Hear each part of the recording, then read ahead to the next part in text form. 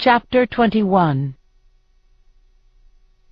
In the remaining hours before nightfall, I gather rocks and do my best to camouflage the opening of the cave.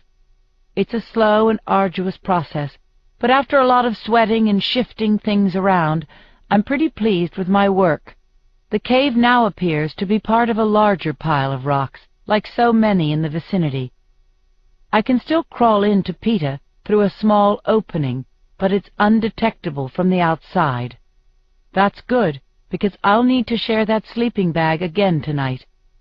Also, if I don't make it back from the feast, Peeta will be hidden but not entirely imprisoned, although I doubt he can hang on much longer without medicine.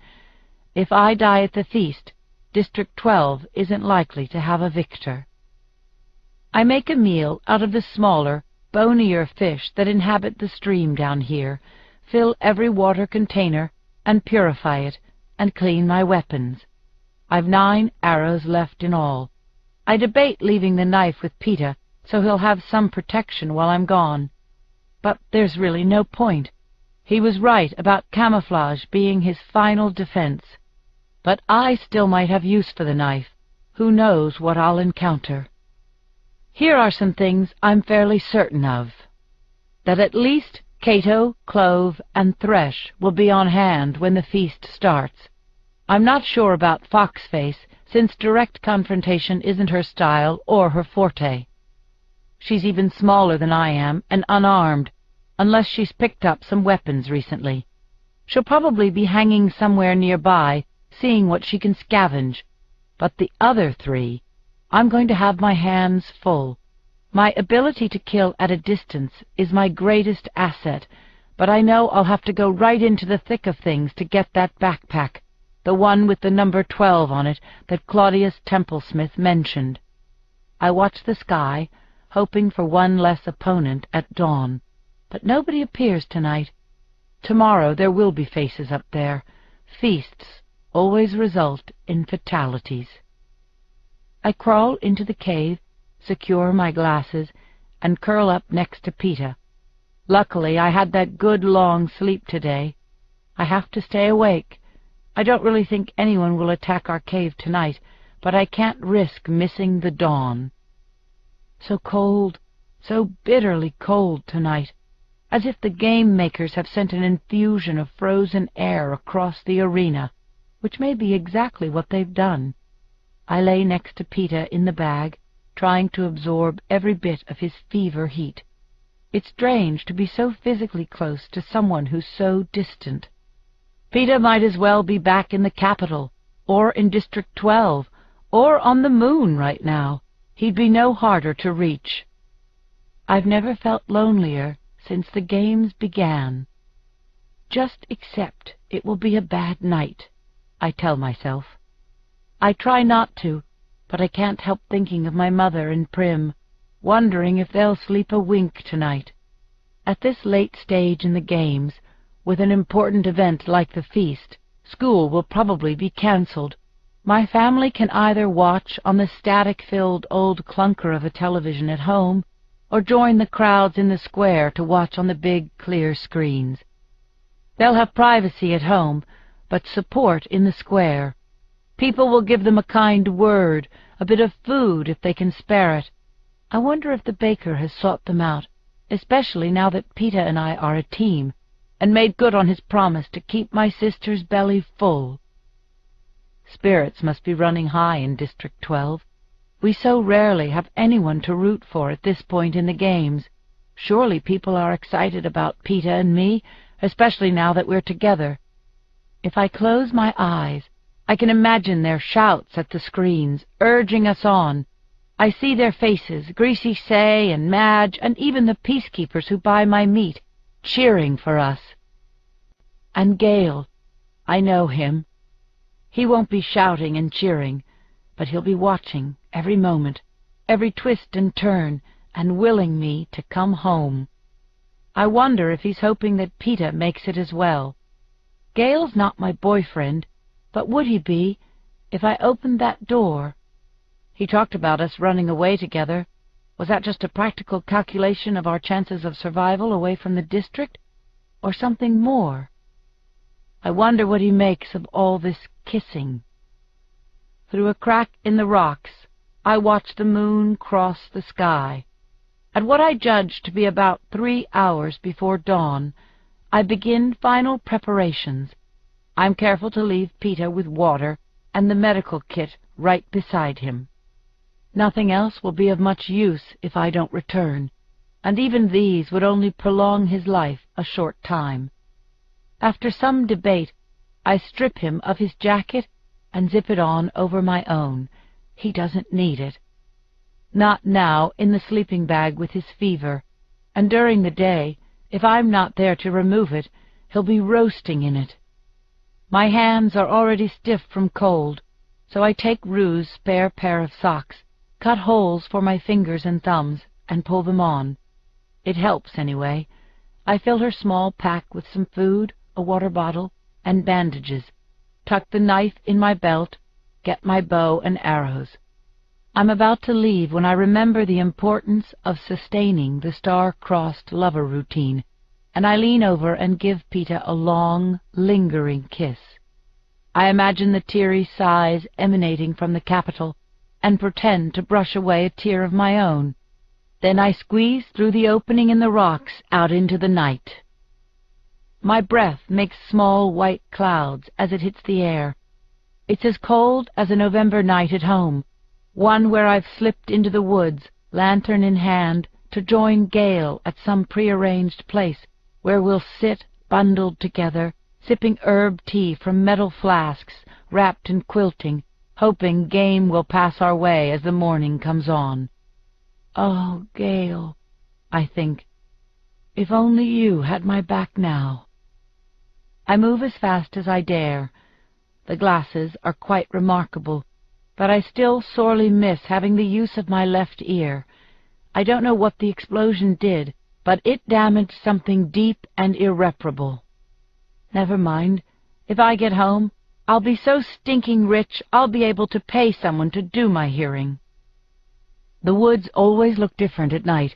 Even with the glasses, everything has an unfamiliar slant to it, as if the daytime trees and flowers and stones had gone to bed and sent slightly more ominous versions of themselves to take their places. I don't try anything tricky, like taking a new route.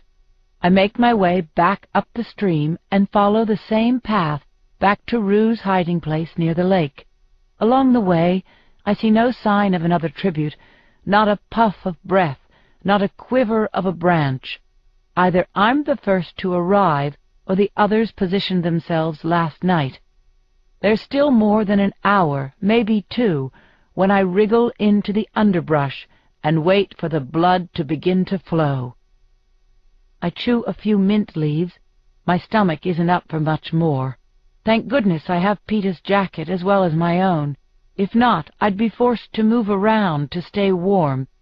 The sky turns a misty morning gray, and still there's no sign of the other tributes. It's not surprising, really. Everyone has distinguished themselves either by strength or deadliness or cunning. Do they suppose, I wonder, that I have Peeta with me? I doubt Foxface and Thresh even know he was wounded. All the better if they think he's covering me when I go in for the backpack. But where is it? The arena has lightened enough for me to remove my glasses. I can hear the morning birds singing. Isn't it time? For a second I'm panicked that I'm at the wrong location. But no, I'm certain I remember Claudius Templesmith specifying the cornucopia. And there it is, and here I am. So where's my feast? Just as the first ray of sun glints off the gold cornucopia, there's a disturbance on the plain. The ground before the mouth of the horn splits in two, and a round table with a snowy white cloth rises into the arena. On the table sit 4 backpacks, 2 large black ones with the numbers 2 and 11, a medium-sized green one with the number 5, and a tiny orange one. Really, I could carry it around my wrist. That must be marked with a 12. The table has just clicked into place when a figure darts out of the cornucopia, snags the green backpack, and speeds off. Foxface! Leave it to her to come up with such a clever and risky idea. The rest of us are still poised around the plane, sizing up the situation, and she's got hers. She's got us trapped, too, because no one wants to chase her down, not while their own packs sit so vulnerable on the table. Foxface must have purposefully left the other packs alone, knowing that to steal one without her number would definitely bring on a pursuer. That should have been my strategy. By the time I've worked through the emotions of surprise, admiration, anger, jealousy, and frustration, I'm watching that reddish mane of hair disappear into the trees well out of shooting range. I'm always dreading the others, but maybe Foxface is the real opponent here. She's cost me time, too, because by now it's clear that I must get to the table next. Anyone who beats me to it will easily scoop up my pack and be gone. Without hesitation, I sprint for the table. I can sense the emergence of danger before I see it. Fortunately, the first knife comes whizzing in on my right side so I can hear it, and I'm able to deflect it with my bow. I turn, drawing back the bowstring, and send an arrow straight at Clove's heart. She turns just enough to avoid a fatal hit, but the point punctures her upper left arm.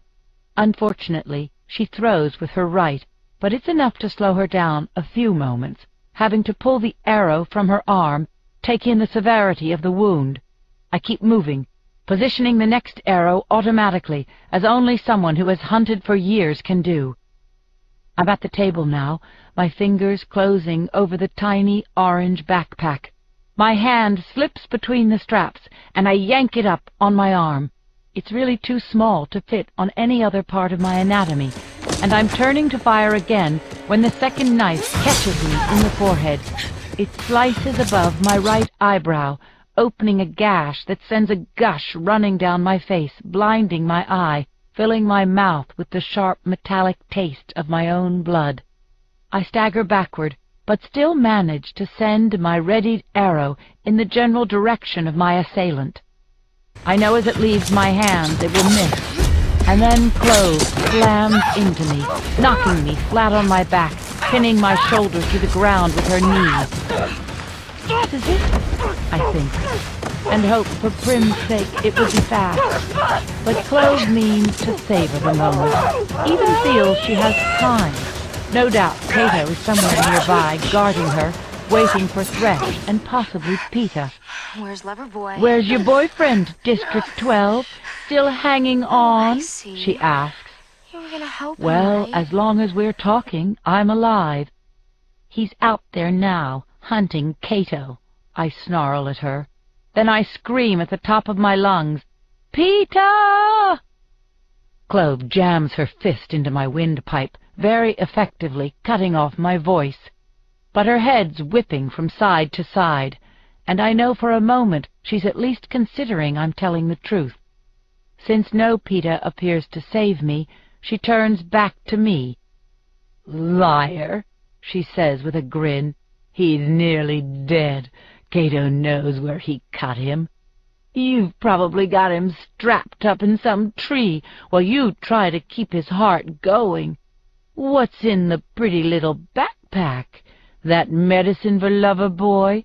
Too bad he'll never get it. Clove opens her jacket. It's lined with an impressive array of knives. She carefully selects an almost dainty-looking number with a cruel curved blade. I promised Cato, if he let me have you, I'd give the audience a good show.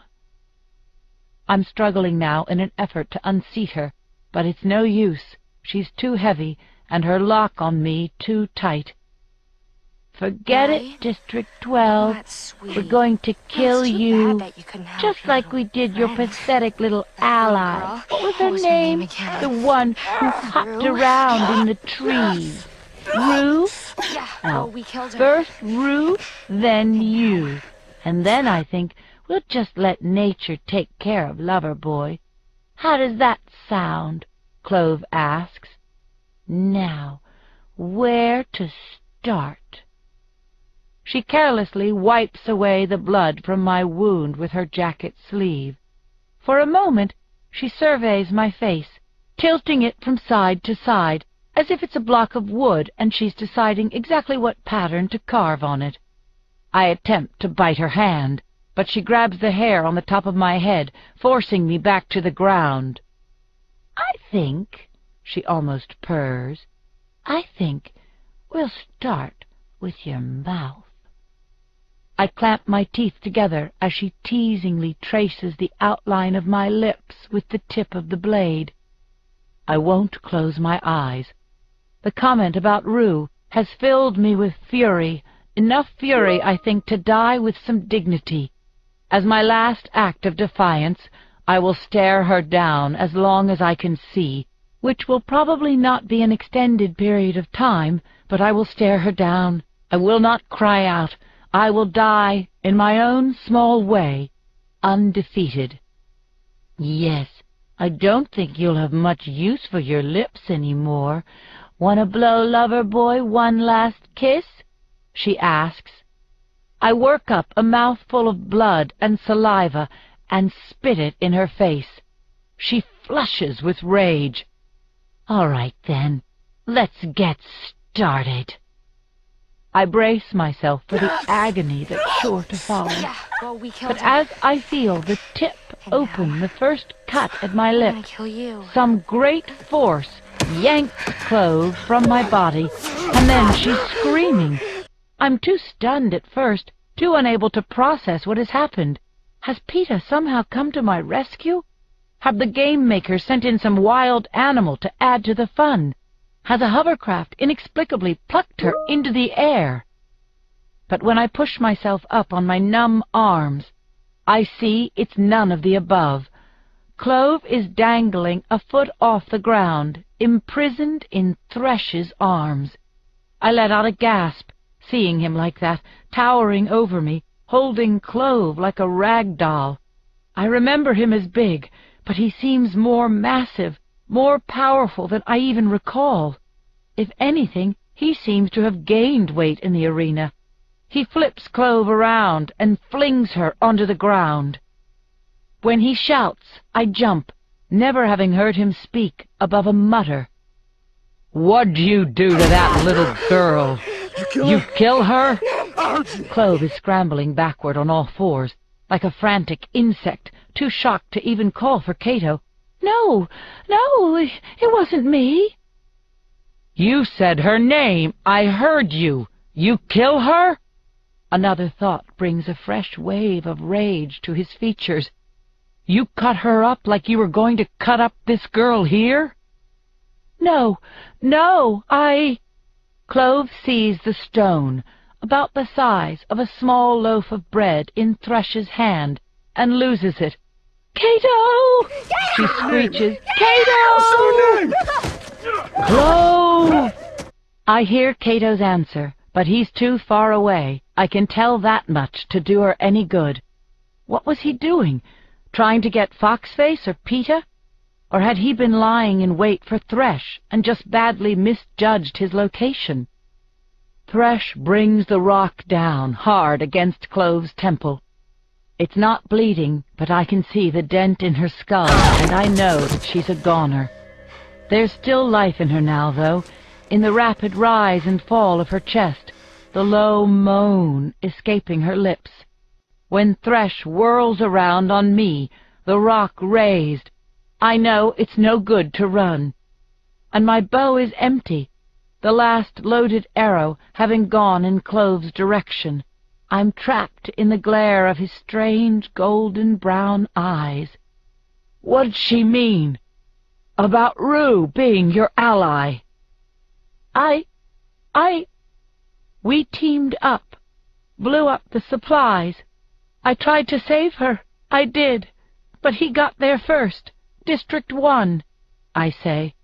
Maybe if he knows I helped Rue, he won't choose some slow, sadistic end for me. "And you killed him?" he demands.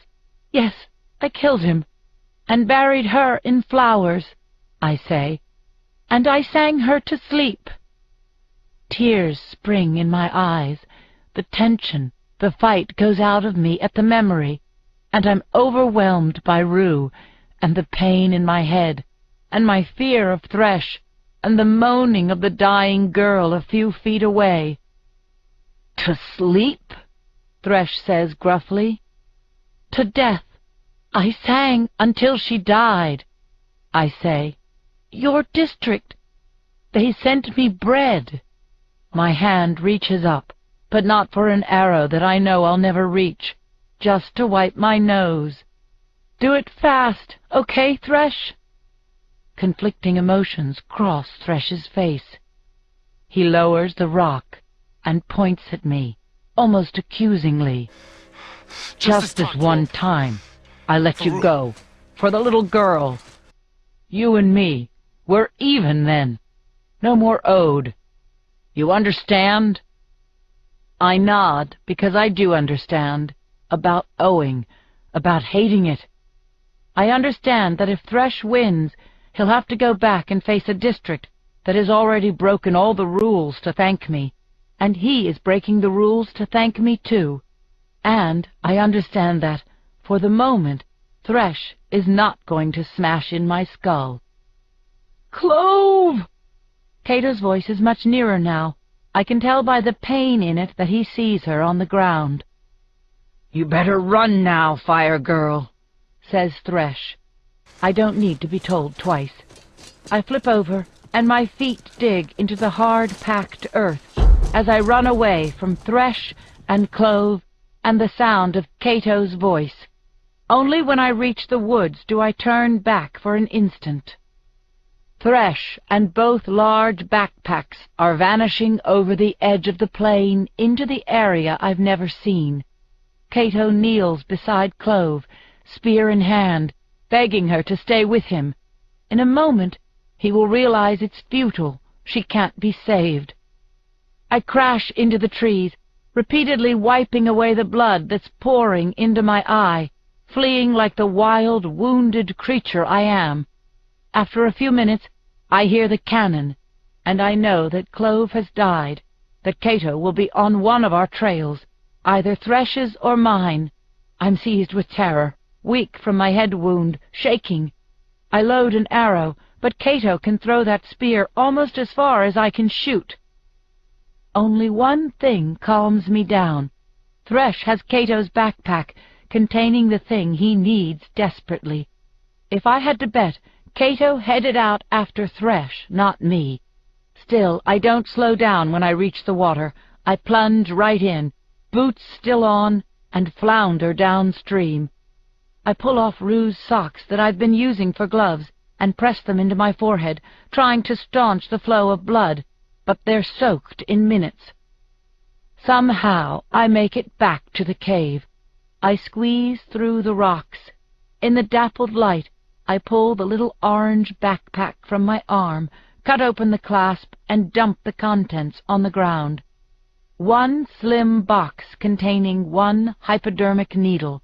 Without hesitating, I jam the needle into Peeta's arm and slowly press down on the plunger. My hands go to my head, and then drop to my lap, slick with blood. The last thing I remember is an exquisitely beautiful green and silver moth landing on the curve of my wrist.